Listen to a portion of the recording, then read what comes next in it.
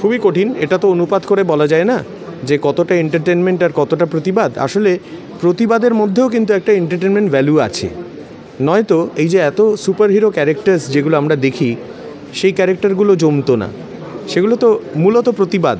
ভেতর থেকেই আমার একটা আলাদা ফিলিংস, তার কারণ রূপম ইসলাম আমার একজন ফেভারিট সিঙ্গার, কিন্তু তাও এন্টারটেনিংও বটে।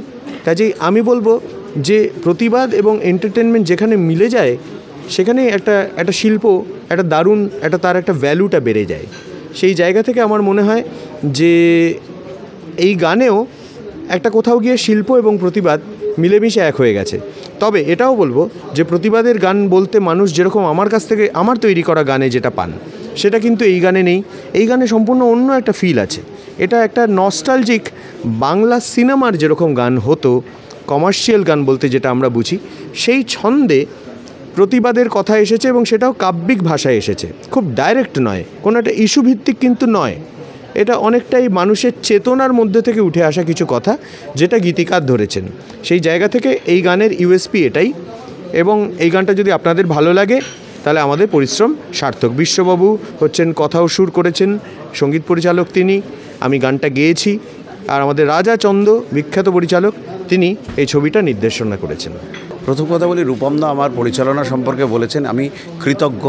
আমি সত্যি মানে ভেতর থেকেই আমার একটা আলাদা ফিলিংস, তার কারণ রূপম ইসলাম আমার একজন ফেভারিট সিঙ্গার, আর সেটা উনি বলতে পারেন আমার পরিচালনা সম্পর্কে।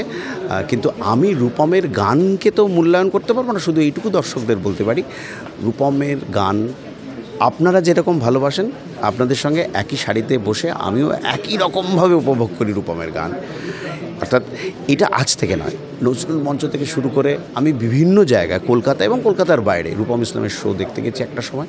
এখন হয়তো সেই শোটা দেখতে যাওয়ার উন্মাদনাটা এক্ষুনি নেই বা সময় করে হয়ে উঠতে পারে না, কিন্তু রূপম যখন যেখানে যে ছবিগুলোতে গান সেই ছবির প্রতি, এবং কিছুদিন আগে আমার একটা ছবি ট্র্যাক গিয়েছিল এবং সেটা আমার লিরিকে, আমার লেখায়, তো আলাদা একটা উন্মাদনা আজ কাজ করছিলই এই প্রজেক্টের জন্য।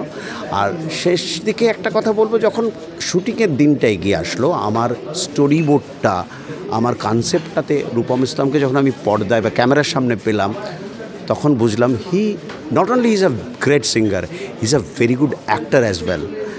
ওর স্ক্রিনের মধ্যে দাঁড়ানো স্ক্রিনকে যেভাবে ও নিতে পারে সেটা কিন্তু খুব বড় একজন শিল্পী। দেখুন, ওরা খুব বড় স্টেজ করেন উনি, স্টেজের রূপম ইসলাম কিন্তু আলাদা। স্টেজের রূপম ইসলাম বডিলি অনেক কিছু কাজ করেন, কিন্তু যখনই আমরা কোনো স্ক্রিনের মধ্যে দাঁড়াচ্ছি তার এক্সপ্রেশনস কিন্তু ভীষণ মাপা, মেজার্ড। তো সেইটাও কিন্তু রূপম ইসলামের জানা আছে, তার কারণ উনি একজন বড় মাপের শিল্পী। রূপম ইসলামের মূল্যায়ন করার সত্যি ধৃষ্টতা আমার নেই, but I have enjoyed a lot in this project.